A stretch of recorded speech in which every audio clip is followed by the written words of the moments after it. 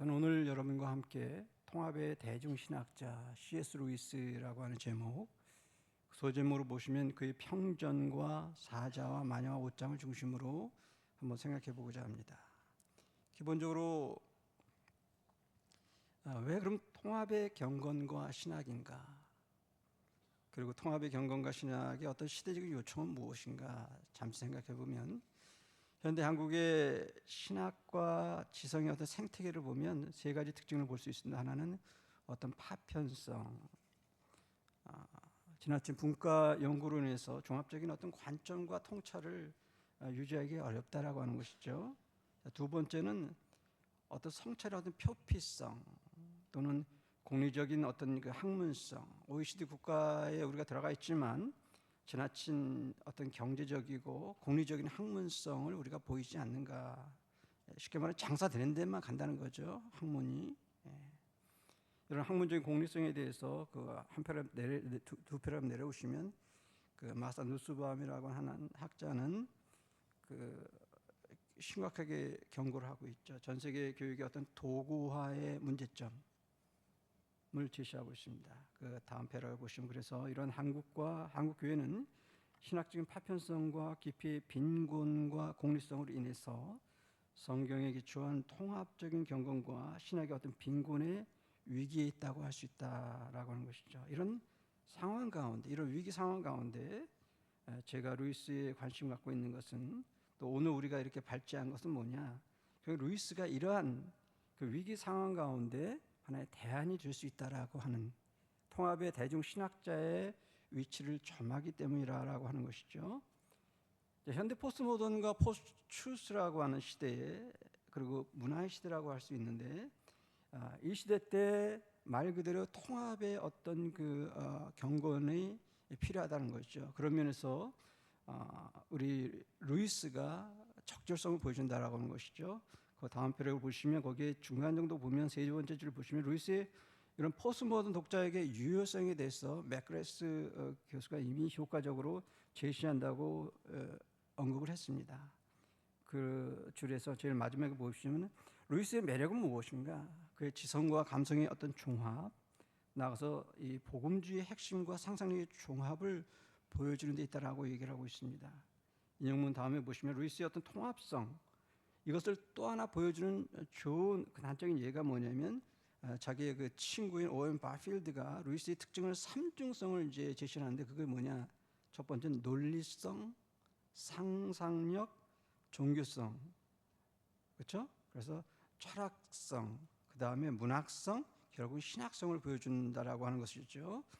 루이스의 통합성을 잘 보여주는 하나의 또 글 중에 하나의 중요한 내용은 뭐냐면 그의 어떤 중심 태제라고 할 수 있는 내용이 바로 다음 그 인용문에 나옵니다. 그 한글 인용을 보시면 기독교 신학은 과학과 과학, 예술, 도덕 그리고 기독교보다 하위에 있는 종교들과 조화를 이룰 수 있습니다. 자, 그 다음에 하이라이트죠. 나는 기독교를 믿습니다. 마치 태양이 떠오르는 것처럼. 그런데 단순히 그것을 볼 뿐 아니라 그것 때문에, 이것이 포인트입니다. 그것 때문에 다른 모든 것을 볼 수 있기 때문이다라고 얘기를 하고 있는 것입니다. 다시 말씀드리면 그의 신앙과 신학, 나아가서 그의 세계관은 기독교라고 하는 안경을 통해서 통합적인 관점을 가지고 있다라고 하는 것입니다. 기독교의 통합성과 그 간략한 계보를 보시면 우리 전 세계에 이런 그런 우리 믿음의 선배들이 있습니다. 아직 시간상에는 넘어가겠습니다. 그리고 인문학적인 어떤 통합적인 사상가의 계보들을 보시면 거기에 있지만 그냥 넘어가겠습니다. 자, 그래서 본 강의의 목적은 뭐냐? 그것은 기본적으로 루이스가 통합의 대중 신학자인 것을 제가 이제 살펴보는 데 있습니다. 그래서 첫 번째는 그의 평전을 통해서, 두 번째는 그의 사자와 마녀와 옷장을 통해서 루이스의 그런 면모를 살펴보고자 합니다. 그리고 제일 마지막으로 그렇다면 한국 교회를 위한 적용점은 무엇일까? 한번 모색해 보고자 합니다. 그럼 첫 번째, 통합의 대중신학자 루이스의 면모를 루이스의 평전을 통해서 한번 생각해 보고자 합니다. 사실 이 내용은 제가 이미 앞에 한 3번 정도에 걸쳐서 그 발제를 했기 때문에 다른 우리 이 컨퍼런스에서 자세한 얘기는 여기서 이제 생략하고요. 간단하게 하이라이트만 이제 제시하겠습니다.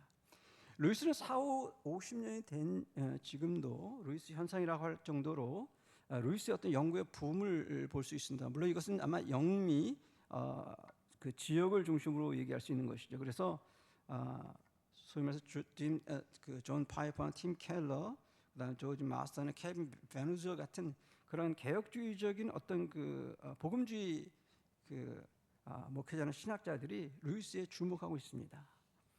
그렇다면 통합의 경건의 루이스의 초상의 면모를 구체로 우리에게 평전을 통해서 보면, 첫 번째 지성과 철학성의 면모를 생각해 보면 복음과 소명으로 충만했던 그의 지성을 보게 됩니다. 루이스는 순전하고 본질적인 이 미어 크리스천이라는 이 미어라고 하는 개념은 이센셜이라고 하는 원래 이제 단어로 우리가 대체할 수 있는 것입니다. 그래서 순전하고 본질적인 기독교를 전파했던 대중신학자였다. 제가 대중신학자라는 얘기를 했죠. 거기 특별히 이제 1페이지, 여러분 1페이지에 거기 주 1에 제가 이제 간단하게 썼죠.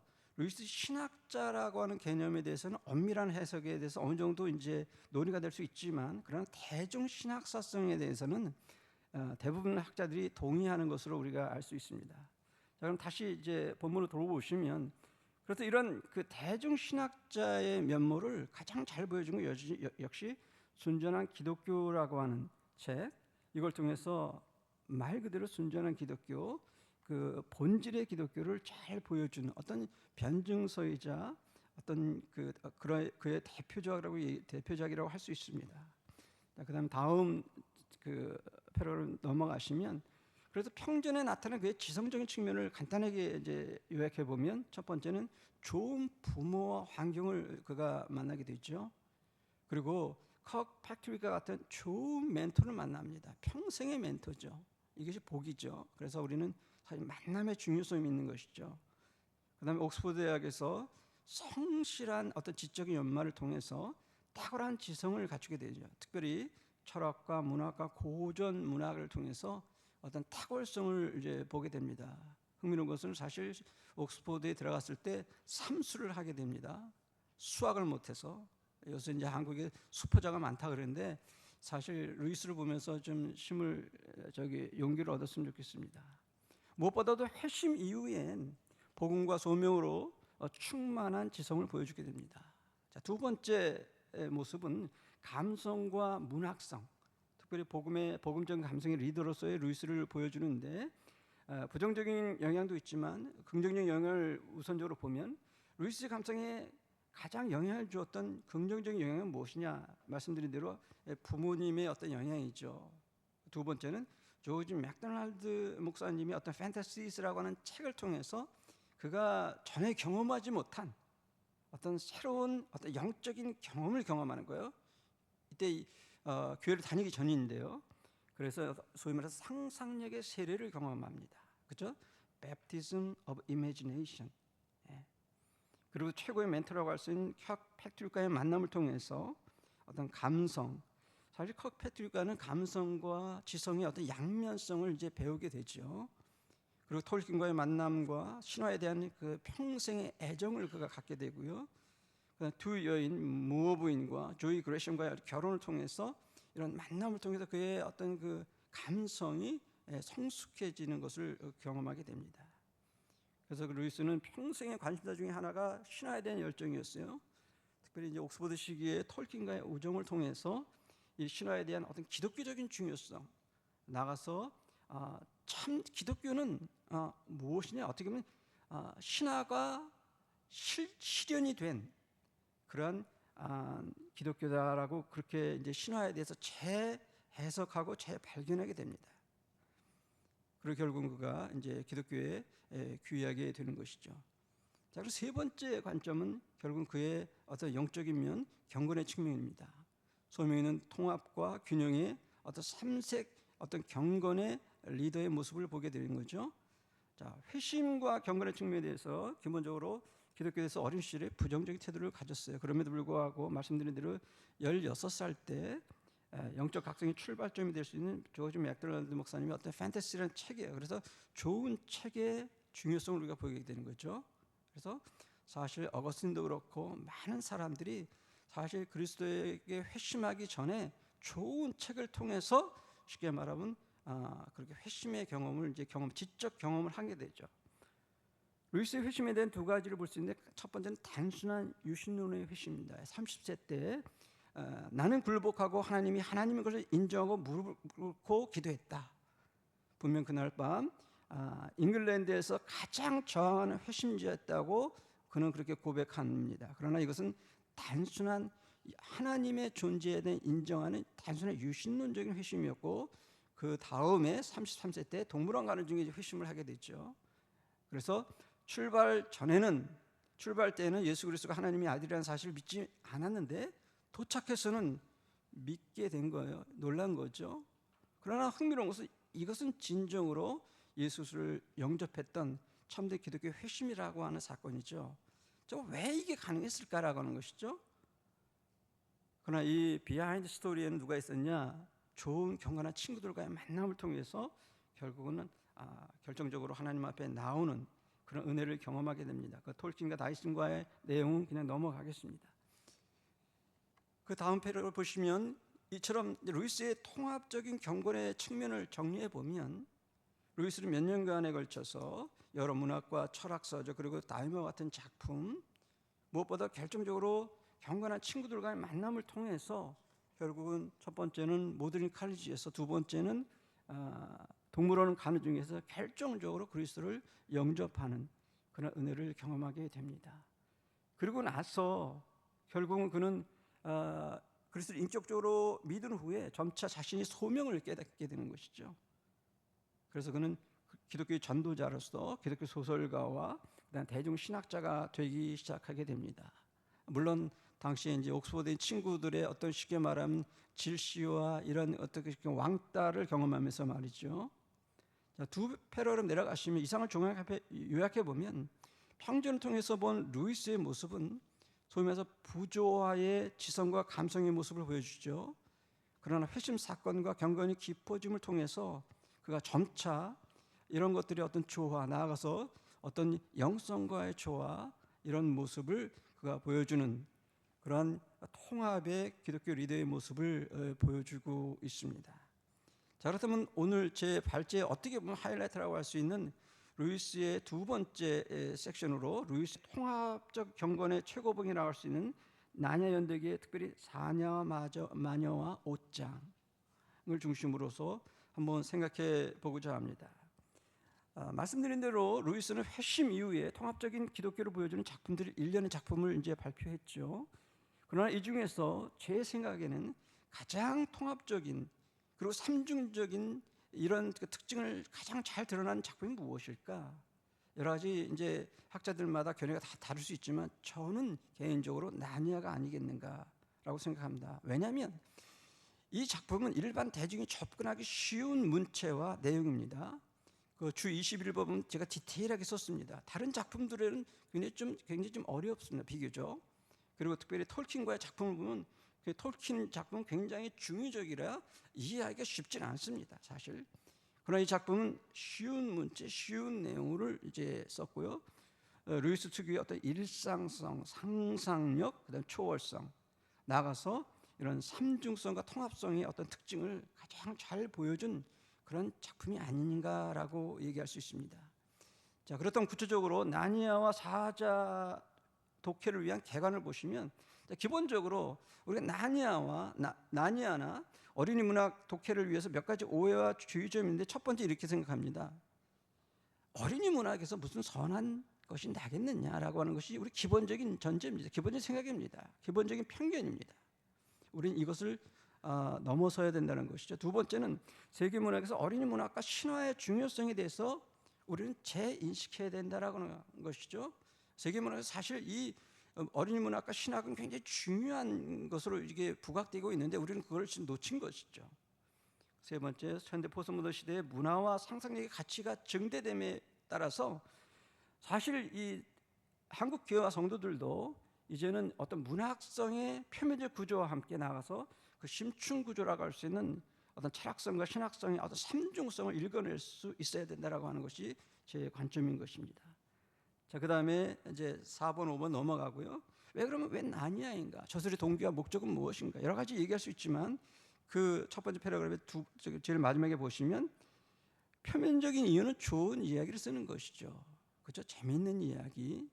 그럼에도 불구하고 그의 평전을 우리가 깊게 리딩해 보면 사실은 자기가 조지 맥도날드 목사님의 판타스티를 통해서 상상력의 세례를 받았던 것처럼 자신도 어린들에게 상상력의 예비 세례를 제공하기 위한 것을 우리는 알 수 있는 것이죠.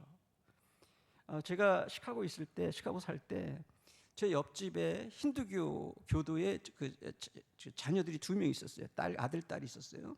근데 제가 그 애들이 우리 애들하고 같은 나이이기 때문에 제가 물어봤어요. 너희들 나니아 책을 읽어봤냐? 나니아 영화를 봤냐? 그랬는데 봤다는 거예요.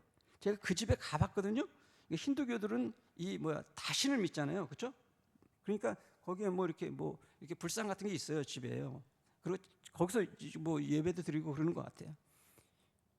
그러니까 이 사람들은 힌두교들은 사실 전도하기가 가장 어려운 그 사람들이라고 그렇게 평가를 돼요.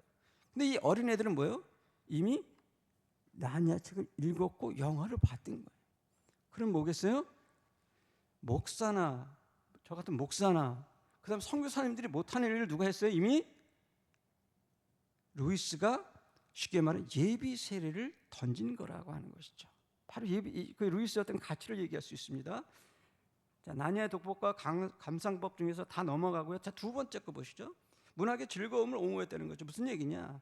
우리가 기독문학을 얘기할 때는 중요성만 얘기하고 컨텐츠만 얘기하죠. 그러다 보니까 재미가 없어요.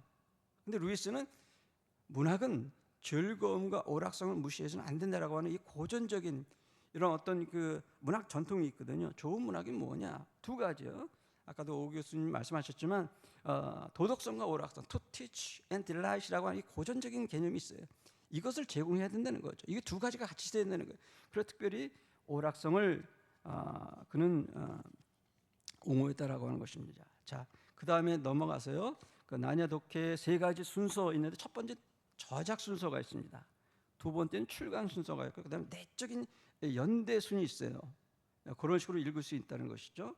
자, 5번째 보시면 나니아 작품 이해를 위한 몇 가지 주의점 중에 첫 번째 하나 우리가 생각하시면 뭐냐? 우리가 작품을 이해할 때 작품 자체를 이해하지 못하고 뭐예요? 영향론의 관점에서 읽는 거예요. 무슨 관점. 최근에는 예를 들면 포스트모던 관점에서 페미니즘 관점에서 읽고 막시즘 관점에서 읽고 그렇죠? 그다음에 소위 말해서 신식민주주의 관점에서 읽는 거예요. 읽을 때. 근데 이제 루이스가 기본적으로 얘기할 때 중요한 건 뭐냐? 작품으로 읽어야 된다라고 하는 것이 기본적인 포인트. 그래서 그의 불보주의라고 하는 개념을 통해서 이런 외적 영향에 대한 잘못에 대해서 지적을 하게 됐죠. 무슨 얘기냐? 장미를 볼 때 장미를 보고서 평가했는데 장미를 다른 영향의 관점에서 평가한 거예요. 그건 잘못이라는 거죠. 작품도 마찬가지다라고 하는 것을 얘기하면서 그는 결국은 작품을 이해해야 된다라고 얘기합니다. 자, 그다음에 쭉 넘어가겠습니다. 자, 그렇다면 본격적으로 그 투토의 사자와 마녀 5장에 나타나는 루이스의 어떤 통합의 경건의 모습, 3세기 경건의 모습, 지성, 감성, 영성의 모습 어떻게 드러났느냐? 말씀드린 대로 제 기본적인 관점은 이 통합과 삼중성입니다. 그렇죠?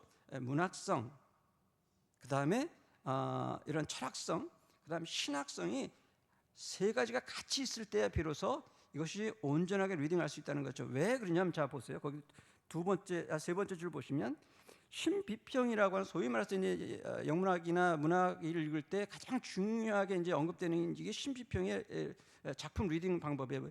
그 작품 리딩 방법이 중요한 건 작품 중심성이에요. 자, 그러다 보니까 뭐요? 주위에 있는 어떤 그 영향이나 이런 것들에서 우리가 무지하게 돼요. 그러다 보면 어떻게 맹목적인 작품 해석으로 빠질 수 있는 것이죠. 거기 나왔죠. 밑에 한영훈의 님의 추명을 볼 때 신비평주의자들은 어떻게 했냐? 문학의 텍스트만 단어에만 관심이 있어. 그러다 보니까 당시에 그 우리 한국 사람들의 울분이나 이런 컨텍스트는 리딩을 못하는 것이죠. 그래서 저는 어쨌든 이런 것을 우리가 좀 이렇게 서로 이렇게 상보하면서 결국은 통합적이고 상준적인 어떤 독법을 할 때야 비로소 해석의 어떤 맹목과 미루에서 우리는 나올 수 있지 않는가라고 하는 것입니다. 물론 그러다 보면 여러분이 이제 제 강의를 들어보면 이렇게 얘기할 수 있어요. 자 보세요. 문학성을 읽고 그 다음에 철학성을 읽고 그 다음에 신학성을 읽을 때 자 이것이 점차 오버랩되면서 점차 어떻게 해요? 점증적으로 발전되는 것을 보게 되는 거예요. 그렇죠? 그런 식으로 여러분이 이해하시면 좋을 것 같아요. 우리가 사자에 대해서 이미 잘 알지만 혹시라도 여러분들의 이해를 위해서 간단하게 보시면 이것은 현대 기독교 어린이 문학의 어떤 고전이라고 얘기할 수 있습니다. 그래서 현대 영국의 어떤 페벤시가의 어린이 4명이 당시 독일군의 런던 공습을 피해서 교회 지역 한 교수의 집에서 일어난 스토리입니다. 그렇죠?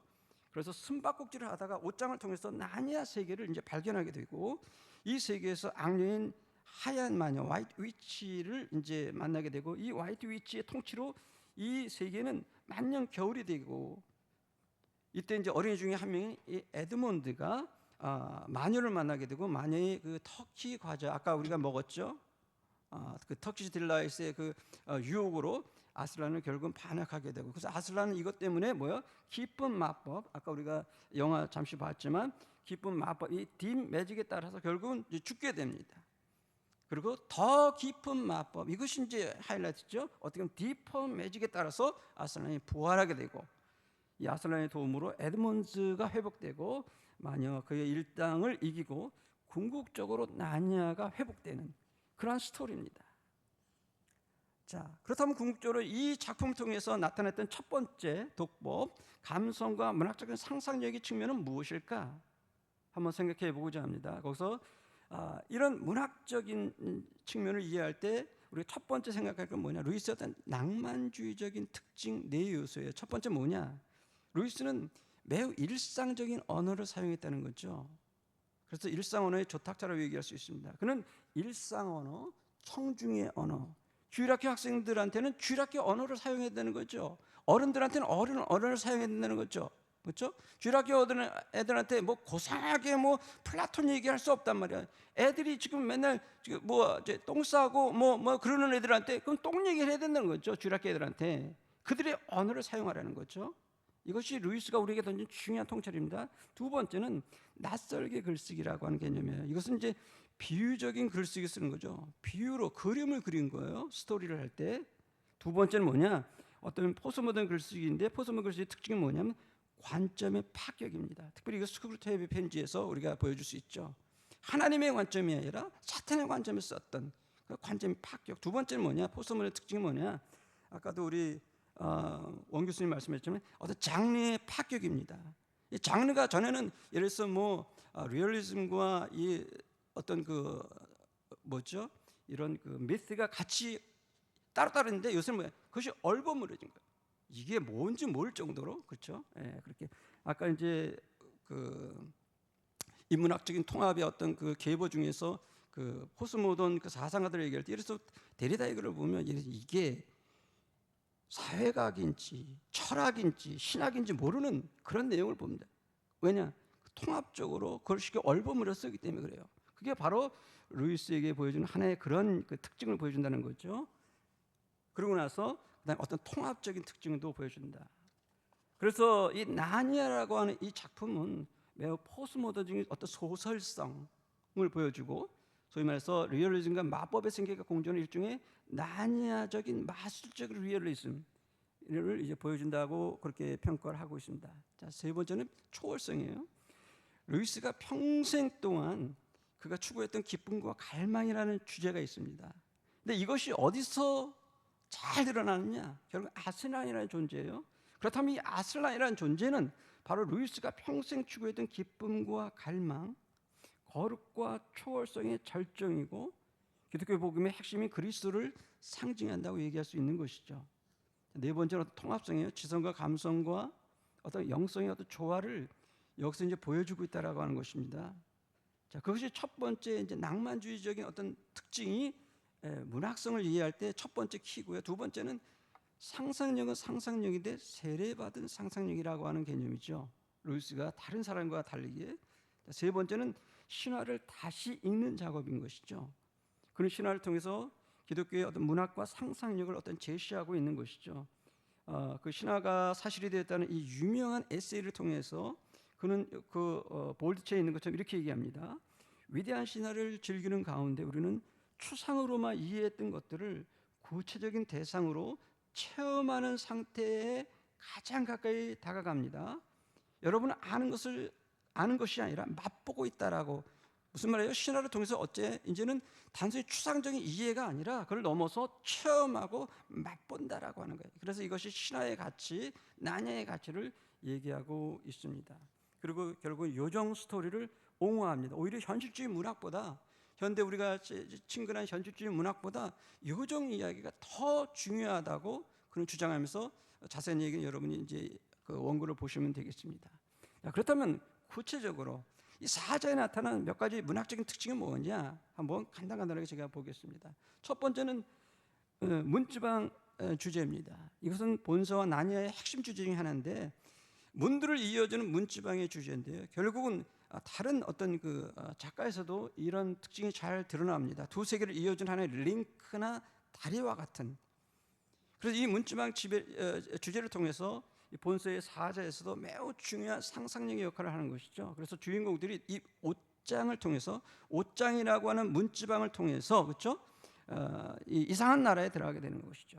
그래서 이 장치를 통해서 사자에서 세 번에 걸쳐서 들어가게 됐죠. 첫 번째는 막내 루시의 단독 통과, 그 다음에 루시와 에드몬드의 통과, 그 다음에 네 명이 함께 통과하는 이 놀라운 장치를 보여줍니다.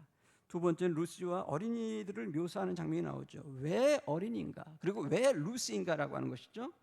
아까 이제 두 교수님들, 우리 문학 담당 두 교수님께서 이 문제를 다뤘지만, 기본적으로 루이스의 심층 의도는 어디에 있을까? 그것은 천국은 어린이 아이일 것이라고 하는 그 마태복음 말씀에 대한 다시 제시하는 것이고, 두 번째는 뭐냐? 여성의 중요성에 대한 제시라고 할 수 있습니다. 그다음 흥미로운 것 중에 하나는 말하는 동물의 창조를 우리가 7장에서, 작품 7장에서 볼 수 있습니다. 네 명의 어린이들이 나니아에 도착했을 때 놀랍게도 말하는 동물인 비버를 만나게 되고요, 나아가서 말하는 나니아 동물을 만나게 됩니다. 왜 그러면 루이스는 말하는 동물을 도입했을까? 물론 어린이 문학이고 요정 문학이기 때문에 그럴 수 있습니다. 그러나 우리가 사실 당시의 컨텍스트, 당시의 영국 상황을 이해하면 이걸 잘 이해할 수 있습니다. 영국과 유럽은 1930년대 다윈주의와 우생학과 동물 실험이 유행했습니다. 그래서 많은 지식인들이 거기에 동조했고, 심지어 옥스퍼드의 많은 교수들이 거기에 동조했습니다. 그러나 루이스는 이에 분명히 반대 입장을 이제 했죠. 그 이유 세 가지 중에 한 가지, 첫 번째는 뭐냐? 생체 해부는 무도덕적인 공리주의의 승리라고 그는 비판했던 거예요. 두 번째, 동물을 주인공으로 세운 것은 감정과 도덕적인 존재로 제시하고자 한 것이다. 예를 들면 거기 세베코 항해에 나오는 생쥐 르피칩이라고 하는 아주 매력적인 인물이 나옵니다. 등장인물이 나오죠. 세 번째, 인물의 동물에 대한 책임이자 노블리스 오블리제임을 그는 제시한다. 거기 주위에 있는 것처럼, 사실 제가 한국에 올 때 가끔 이제 TV에서 보는 것 중에 하나가 이 TV 동물농장, 그렇죠? 그 프로인데요. 그거는 한국판 어떻게 보면 노블리스 오블리제 아니겠느냐라고 착각을 한번 해보죠, 제가. 네 번째 특징은 뭐냐? 문학적인 특징은 뭐냐? 눈높이 언어, 어린이 언어를 사용해서, 어린이 영어를 사용했어요. 루이스가 전쟁 중에서 어린이들을 자기 집인 이 퀼린스에 이제서 돌보게 되면서 어린이들과 교제하면서 어린이 언어를 배우는 것이죠. 그때 이제 거기 나오는 그 두 개의 예처럼 그 어린이 언어를 사용합니다. 사실 영어에서 이렇게 표현 안 하거든요. 그렇게 해서 루이스는 어린이 눈높이에 맞추어 의성과 의태어를 사용하는 것을 보게 되는 것이죠. 다섯 번째, 터키 과자의 어떤 특징을 통해서 어떤 문학성을 보여주고 있습니다. 에드먼드가 처음 나니아에 도착했을 때 하얀 마녀를 만나게 되고, 마녀가 이 터키 과자를 통해서 결국 유혹합니다. 여기서 주목할 점이 바로 이 터키 과자의 특징이죠. 중독성과 치명성입니다. 한 번 먹으면 중독이 됐기 때문에 계속해서 먹고 싶어요. 오늘 우리가 하나씩 먹긴 먹었는데 여러분 이따 또 달라갈까 걱정입니다. 그렇죠? 뭐 교수님이 많이 사오진 않았을 텐데, 그렇죠? 그리고 궁극적으로 먹고 나면 치명적인 죽음의 나라까지도 우리에게 인도하는 것이죠. 이것이 바로 그 턱시딜라이트의 어떤 그 문학적인 탁월성이죠. 자, 여섯 번째는 뭐냐? 하얀 마녀, 화이트 위치에 대한 어떤 문학적인 묘사의 탁월성이죠. 그는 이 그녀를 아까 원 교수님 말씀하신 것처럼 흥미롭게도 보통 우리가 마녀하면 괴물같이 생긴 노파가 아니라, 그렇죠? 우리가 디즈니 무비 보면 맨날 노파가로 나오잖아요, 그렇죠? 근데 여기서 매혹적인 아름다운 여성으로 묘사가 되는 것이죠. 인용문 다음에 보시면 이런 루이스 묘사를 통해서 그녀의 어떤 상징성과 정체성을 보여준다는 것이죠. 그녀는 누구인가? 그녀는 모든 이의 혐오의 대상이에요. 나냐에서. 그리고 나냐의 거짓 여왕이죠. 인용문 다음에 보시면 이런 외모와 정체성은 단순한 문학적인 악녀의 전형을 보여주는 게 아닙니다. 사실은 다음에서 보여줄 어떤 신학적인 어떤 딥스트럭처, 어떤 깊은 내면을 보여주는 거죠. 사탄의 모습을 보여주는 것이죠. 그다음에 이제 문학적인 중요한 것 중에 하나가 결국 아슬란의 창조입니다. 어린 문학의 정점이자 전형이라고 보통 평가가 됐죠. 그래서 이것은 최고의 업적이라고 많은 학자들이 그렇게 평가를 합니다. 다음 패러그래프 보시면, 그리고 궁극적으로 이것은 인간 내면에서 원하는 심령의 소원, 인간이 내면에서, 여기서 desire라고 하는 개념은 강력한 소원이죠. 그냥 원하는 게 아니라 이거 없으면 안 된다라고 하는, 그것을 바로 이 나냐에서 아슬란이 보여줬다. 그래서 루이스의 아슬란은 어떤 야성성을 보여주면서 동시에 거기에 경외감과 위험을 보인다. 특별히 이 비버의 어떤 지금 이 내용은요 굉장히 중요한 내용입니다. 이게 사실. 그래서 여기서 이 경외감과 이 경이감을 통해서 나중에 신학 부분에서 얘기할 수 있는 어떤 누미노제의 경험, 어떤 거룩에 대한 경험, 나아가서 궁극적으로 낙원에 대한 향수를 보여준다고 얘기할 수 있습니다. 그다음에 아슬란의 죽음과 부활에 대해서는 이 본서의 13장에서 16장에 걸쳐 잘 드러납니다. 거기서 이제 패러그래프 인용문 내려가시면 주목할 점은 뭐냐면, 루이스가 창조한 아슬란의 대속적인 죽음의 특징은 두 가지입니다. 첫 번째는 뭐냐? 신학적인 주제보다는 사실은 문학적인 구현을 이제 집중했다는 것이죠. 그러니까 신학 이론보다는 사실성, 팩트. 왜냐하면 어린아이들한테 신학적으로 깊은 의미를 얘기할 수 있겠어요? 중요한 포인트만 얘기하는 거죠. 핵심만 얘기한 거예요. 그래서 문학적으로 표현했다. 두 번째는 이것은 중세의 성서극에 의존했다고 하는 것을 우리가 보게 됩니다. 그래서 우리가 전문 신학자들이 루이스의 이 대속 이론을 얘기할 때 비판하는 점이 바로 이 점이에요. 근데 그거는 어떤 면에서 루이스의 의도를 오해했기 때문에 그렇게 설 수밖에 없다라고 하는 것이죠. 그래서 그의 속죄 이론은 어린이 눈높이에 맞춰서 재미있게 하기 위한 것이다라고 하는 것이 이제 포인트입니다. 이상에서 보면 사제에 나타난 루이스의 감성과 문학적 상상력의 관점에서 우리는 살펴보았습니다. 자, 그래도 두 번째 레이어라고 했어요. 첫 번째 레이어는 어떤 감성과 문학성, 두 번째 레이어는 뭐예요? 지성과 철학성의 개념입니다. 자, 첫 번째는 진리의 존재에 대한 변증을 그가 했고 옹호를 했던 거예요. 그건 간단히 넘어가겠습니다. 두 번째는 문화 상대주의에 대한 비판을 그는 하게 됩니다. 그렇죠? 당시 이제 다중 문화주의의 한계를 지적하면서 이제 비판합니다. 특별히 인간 폐지라고 하는 것을 통해서 그렇게 비판합니다. 그 다음 패러그래프 보시면 이렇게 얘기하는지 보세요. 루이스는 이런 상대주의에 대항해서 보편적인 선의 존재, 소위 말해 타오라고 하는, 우리말로는 도예요, 도. 이게 이제 중국의 어떤 도 개념인데 이것을 주장하는 거죠. 즉 무슨 말이냐? 포스모던 시대의 문화적 상대주의를 주장할 때 그는 세계 문화 속에서 상대성에도 불구하고, 이것이 포인트죠, 여전히 보편적이고 객관적이고 초월적인 도덕률이 존재한다라고 하는 것을 그는 강조하게 되는 거예요. 이것이 사실 미어 크리스천이즘 순전한 기독교의 챕터 1에 나오는 것이죠. 좀 내용이 좀 어려워가지고 이해 못했지만 바로 그것입니다.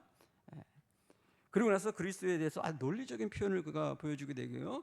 그 다음에 이제 이 사자에서 보여주는 중요한 이런 철학적인 면모 중에 하나가 뭐냐면 나냐 나라의 존재에 대한 논리성에 대한 어떤 그의 제시입니다. 무슨 얘기냐? 이제 막내 루시가 나냐에 갔다 오고 나서 자기 식구들한테 얘기하니까 자기 형제자매들이 얘기하니까 안 믿잖아요. 그때 이제 거기 이제 교수님하고 같이 얘기하면서 세 가지 가능성이 있다는 거죠. 그렇죠? 루시가 말하는 거. 첫 번째 뭐예요? 거짓말일 거다. 두 번째 뭐야? 미친 것이다. 세 번째 뭐야? 그럴 수 있다라고 하는 세 가지 로직을 얘기하는데, 이런 것은 사실 어떻게 온 거냐? 나중에 얘기했지만 플라톤적인 개념을 지금 어린이에게 쉽게 얘기하는 것입니다. 자, 다섯 번째 가장 중요한 철학적인 내용은 바로 나니아의 그림자 나라에 대한 스토리를 어린이 언어로, 어린이 어떤 그 관점에서, 그 눈높이에서 제시했다라고 하는 것이죠. 나니아 나라에 대한 정체성에 대해서 루이스는요, 기본적으로 거울 이미지를 통해 설명하는 것이죠. 그래서 플라톤의 어떤 국가로 나오는 이 거창한 스토리를 쉽게 얘기하는 거예요. 플라톤은 동굴 안에 있는 사람들이, 자, 상상해 보세요. 동굴 안에 내가 있습니다. 있는 사람들이 밖의 세상을 이해할 때 어떻게 이해할까? 나가지 못하니까 결국 동굴 안에 있는 세상의 그림자를 통해서만 아는 것이죠. 그렇죠? 거울 이미지를 통해서. 그래서 루이스는 어떻게 보면 플라톤주의자라고 얘기할 수 있어요. 그래서 이런 개념을 상징주의 또는 성찬주의라고 그렇게 부르기도 합니다. 그 다음 패러그램을 보시면 이렇게 얘기했어요. 그래서 플라톤의 상징주의나 성찬주의는 다른 말로 이렇게 얘기했습니다. 거기 보세요. 자, 물질적인 형이하학적인 세계, 이것은 형이상학적인 세계에 나아가서 이데아 세계의 복사본 카피요 그림자에 불과하다라고 하는 것이죠. 그래서 마지막 전투라고 하는 이 작품의 15장에서 이렇게 얘기합니다. 상징주의와 성찬주의를 다음과 같이 얘기합니다. 그 인용문 한국어를 보시면, 자, 그건 진짜 나니아가 아니란다. 그 나니아는 시작과 끝이 있었지. 그것은 진짜 나니아의 그림자나 복사판에 불과해. 세 줄 내려오시면 이것은 플라톤 얘기란다 라고 하면서 플라톤 얘기를 쉽게 지금 얘기하는 거예요. 무슨 얘기냐? 루이스는 어린이 눈높이로 설명하는 탁월성을 보여주고 있다라고 하는 것입니다. 자, 이상에서 루이스는 사자와 나니아 소설을 통해서 이성과 철학성을 보여주고 있습니다. 자, 그 다음에 가장 중요한, 오늘 어떤 면에서 이 2부에서 가장 중요한 내용은 바로 2-2의 3입니다. 그래서 여기서 나오는 통합성과 신학성을 우리가 생각해 보고자 합니다. 말씀드린 대로 앞에 두 요소, 문학적인 상상력과 철학적 지성의 중요성이 있지만 마지막 이런 신학성이 더해지지 않으면 루이스를 포괄적으로 이해할 수 없다는 것이 제 이제 중요한 어떤 관점입니다. 자, 그렇다면 이런 그 신학성의 내용은 무엇일까? 자, 아까 얘기했던 어떤 문학성을 다시 한번 제가 오버랩하면서 얘기를 하면서 신학성을 더 붙일 거예요. 자, 첫 번째 뭐예요? 문지방의 스토리예요. 자, 문지방의 스토리는 나니아의 핵심 주제라고 말씀드렸어요. 자, 이것이 결국은 그 다음 패러를 보시면 이 문지방의 주제를 통해서 주인공들은 독자들을 어디로? 나니아로 들어가게 하고, 다시 말씀드리면 현실 넘어 나니아를 대표하는 영적인 세계가 있음을 어떻게? supposer, 가정한다라고 하는 것을 이제 보여주는 것이죠. 그래서 불신앙을 가졌던 이 그 4명의 어린이들이 결국은 신앙으로 갖게 되는, 그렇죠? 그런 모습을 보게 됩니다. 자, 그다음에 두 번째 넘어가고 세 번째로 가시죠. 신화를 다시 읽는 것도, 이거 아까 문학 쪽에서 봤지만 이것이 어떻게 결국 신학적으로 연결되는 거예요. 그래서 신화를 통해서 단순하게 생각했던 것이 아니라 이제 어떻게 한다 그랬어요? 맛보고 경험한다 그랬어요. 그다음에 그 두 번째 인용문을 보시면 신화가 사고를 초월하듯이 성육신은 신화를 초월합니다. 기독교의 핵심보다 사실이기도 한 신화라고 하는 이 유명한 그의 태제를 얘기하는 거예요. myth became fact라고 하는, 그렇죠? 성육신의 개념이 그동안 오랜 동안 그런 생각만 했던 것인데 이제 보니까 그것이 팩트가 되었다라고 하는 그 요한복음 1장 14절 말씀을 쉽게 지금 얘기하는 거예요. 그래서 기독교에서 어떤 마법적인 요소, 신학적인 요소를 우리는 기억해야 할 것이라고 그는 얘기하고 있는 것이죠.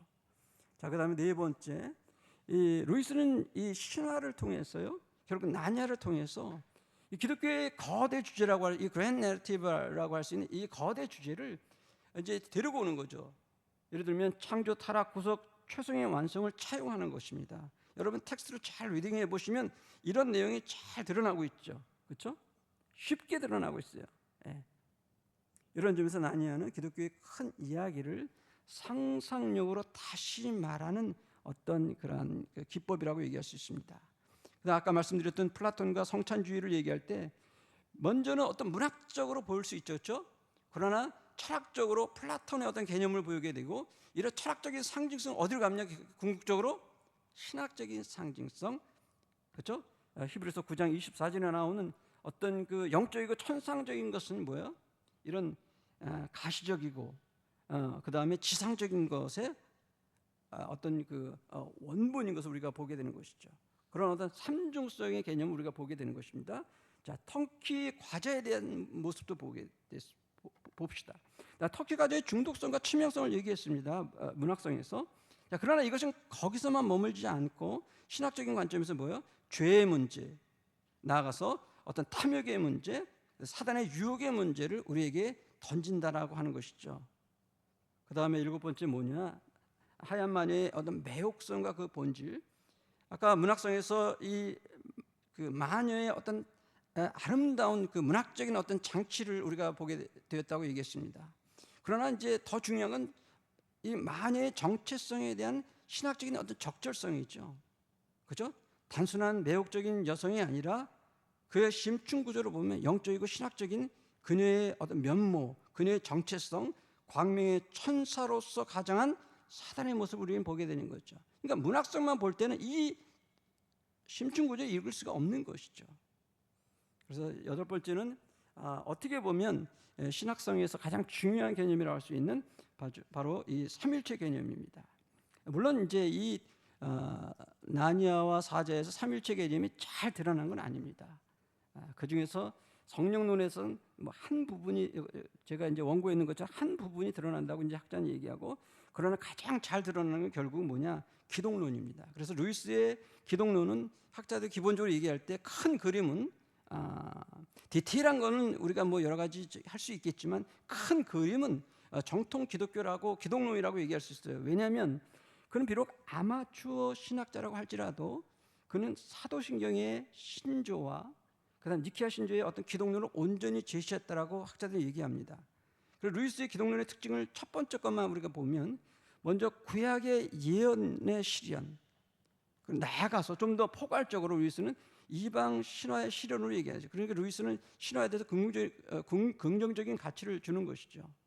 자, 그 다음에 보시면 그 다음에 쭉 넘어가서 이런 그 기독론에서 핵심이라고 할 수 있는 게 누구냐? 결국은 아슬란의 창조죠. 아까 문학성에서 아슬란의 평가가 굉장히 중요하다고 얘기했지만 결국 뭐예요? 통합의 경건, 기독론의 어떤 최고 전형으로서의 어떤 그 아슬란의 모습. 어떤 분은 이 작품이야말로 순전한 기독교라고 얘기했지만 사실 어떤 면에서는요, 좀 더 좁혀서 얘기하면 아슬란 자체만도 순전한 기독교라고 얘기할 수 있습니다. 사실은요. 예. 그리고 아슬란과 그리스도의 관계성과 가정설에 대해서는 그냥 넘어가겠고요. 자, 아슬란과 성육신의 관계, 이건 굉장히 밀접한 것이죠. 그래서 루이스는 그리스도의 어떤 순전한 신성과 인성을 같이 이제 보여주었던 것을 우리가 보게 됩니다. 그 다음에 이제 여기서 이제 주목할 것은 이제 누미노즈라고 하는 개념이에요. 아슬란의 어떤 그 야성성을 통해서 경외감과 어떤 그 경이감을 보여주는데, 이건 어떤 면에서 이제 거룩의 개념과 같다라고 하는 것이죠. 특별히 이제 루돌프 오토라고 하는 분이 그 책을 썼는데, 여기서 이제 이 거룩의 개념이라고 하는 이 누미노즈의 개념이 누구에게? 아슬란에게 잘 드러난다는 거죠. 그래서 아슬란을 스토리만 되면 이야기만 되면 모든 사람들이 다 떠는 거예요. 그리고 경외감을 경험하는 거예요. 그렇죠? 이런 누미노즈의 경험을 아까 말씀드렸던 이 비버의 그 말을 통해서 잘 드러나고 있는 것입니다. 그렇다면 이제 그 인용문 2개를 넘어가서요. 거기서 이처럼 나니아와 사자를 통해서 그 루이스는 아슬란의 등장인물을 통해서 인간의 궁극적인 기쁨이자 염원인 고전적인 그리스도를 가르친다. 이런 아슬란에 대한 접근은 그의 통합적인 신학과 경건의 전범을 보여준다고 얘기할 수 있습니다. 그다음 대석 주제는 아까 이제 우리 문학 쪽에서 얘기를 했지만 기본적으로 나니아 이 7권 전체에서 성육신과 순환과 부활이 잘 드러난다고 한 학자는 얘기하고 있는 것을 보게 되고요. 대성령을 대할 때 두 가지 우리가 주목할 것이라고 했어요. 그는 전문 신학자가 아니었고 문학적인 면에서 강조했다. 두 번째는 뭐예요? 그 이제 인용문 2개 내려보시면 대성령에서 또 하나의 주목할 점은 그가 중세 작품에 의존했다라고 하는 것을 우리가 주목해야 된다는 것이죠. 이상에서 사자에서 통합적인 경건과 3세기 경건의 측면을 우리가 보여줬습니다. 그렇다면 결론적으로 몇 가지 적용 보고서 마무리하겠습니다. 자, 거기서 보시면 평가는 넘어가겠습니다. 자, 한국교회는 적용점 첫 번째는 우리가 통합의 그리스도인으로 첫 번째는 성경적인 성찰을 회복해야 되겠다. 그렇죠? 그 베레아 성도들처럼 우리가 말씀의 어떤 그 깊은 성찰, 그렇죠? 말씀 깊이 묵상하는 뿐만 아니라 그것을 전방위에서 우리에게 말씀을 다시 한번 적용하고 성찰하는 우리의 모습이 되어야겠다. 이를 위해서 첫 번째는 이중 독자가 되어야겠다. 이제 더블 리더입니다. 그러니까 말씀과 함께 세상의 텍스트도 비평적으로 읽어낼 수 있는 독자가 되어야 되겠다. 두 번째는 복음의 증거와 함께 복음의 어떤 생태계를 예비하고 경작해야 되겠다. 마치 우리가 예수님께서 복음을 직접 증거한 것도 있지만 세례 요한이 예수님의 오는 것을 예비했던 것처럼 우리도 그렇죠? 복음 증거와 함께 복음의 생태계를 예비하는 바로 이런 컨퍼런스가 그런 장면이죠. 그렇죠? 우리가 여기서 복음 증거를 하지 않지만 이걸 통해서 복음의 생태계를 우리가 이제 경작하는 작업이라고 할 수 있는 것입니다. 세 번째는 방어적 태도를 넘어서 변혁적이고 통합적인 리더의 모습으로 되어야 되겠다. 그렇죠? 우리가 벙커 속에 있는 어떤 경건이나 누에 고치 속에 있는 경건이 아니라 적극적으로 우리가 나와서 변혁적인 그리스도인의 모습을 우리가 살아야 되겠다. 자, 그것이 첫 번째고요. 두 번째는 통합의 그리스도인으로 실천성을 회복했다. 그래서 실천 없는 우리 크리스천의 삶, 그 다음에 성찰이라고 하는 것은 참 넌센스이기 때문에 세 번째는 통합의 그리스도인에서 균형과 거룩한 소명을 회복해야겠다. 우리가 루이스 컨퍼런스를 우리가 하면서 우리가 루이스에게 배우는 중요한 통찰이 바로 이것입니다. 균형과 소명입니다. 그렇죠? 자, 결론입니다. 그 두 번째 패러그래프 내려서 마지막 패러그래프 보시면 세례 요한이 고백했던 것처럼 요한복음 3장 30절에 그는 그리스도는 흥하겠고 나는 쇠하리라 하리라 했던 것처럼 한국교회 성도 우리 각자가 루이스와 같은 믿음의 선배들을 이정표 삼아서 궁극적으로 그리스도를 닮아가고 예비하는 성도와 제자들이 되기를 바랍니다. 나아가서 21세기 루이스 그리고 통합과 3세 경건을 충만한 균형 잡힌 리더들이 우리 한국교회에 흥황하기를 기대합니다. 아멘. 예, 감사합니다.